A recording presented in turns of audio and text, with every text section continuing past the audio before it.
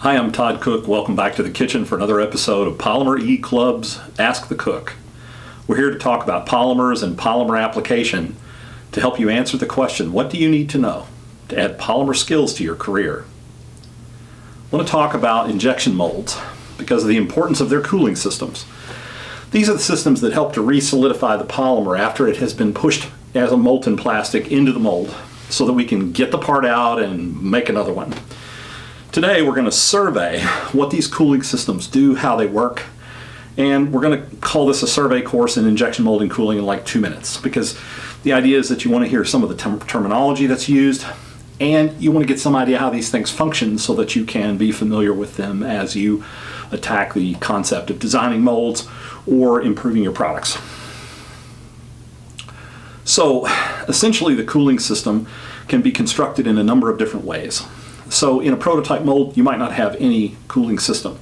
There might be cooling water circulated through a mud base, a master unit die, it used to be a brand name, for a passive way to remove cooling to remove heat from the cavity. But here's the thing, this is not a very effective cooling system, and it's used in prototypes because in prototypes the volume of molding is not very large. You're not going to make thousands of parts in a cycle and have the mold heat up and cause dramatic problems with part formation, that type of thing.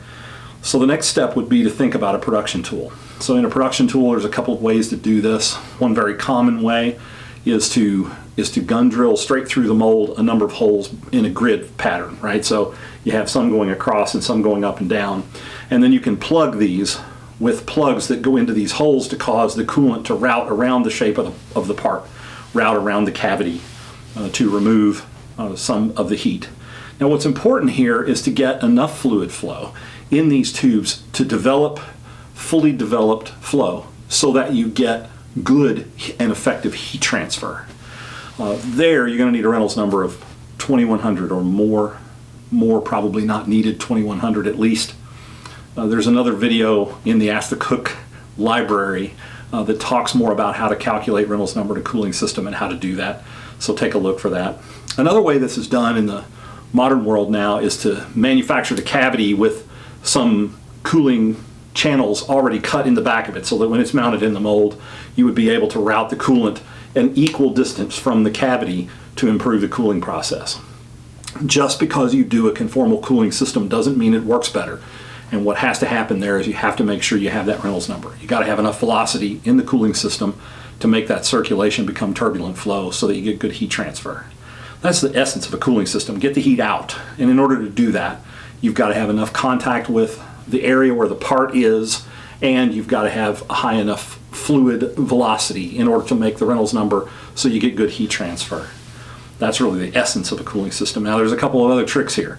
If you have a deeply three-dimensional part, you can insert into a drilled hole something called a baffles so that the coolant will go down one side of the baffle and come back as part of its circulation.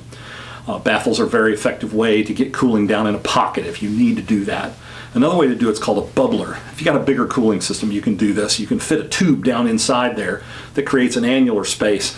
Think coffee percolator from the 1950s. Basically the fluid goes down the center and then comes around the outside to return, and that gives you good heat transfer out of a deep pocket or a deep area like that.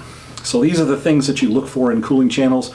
You want to have the jumpers on the outside, very easy to connect to so that you can connect them correctly every time, so you don't have fluid that goes all the way through and comes out and has too much temperature difference. That would be poor cooling performance as well. So knowing how to make sure your cooling system has all the features that it needs and has the properties that it needs, well, that's working knowledge. Just what you get when you share with us here at this community at Polymer Club. Ask the Cook.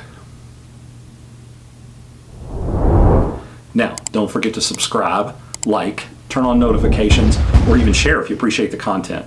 You can follow a link in the description of this video to learn more about Polymer Club and our community and how you can get involved. I'm Todd Cook for Polymer Club Ask the Cook. Thanks for watching.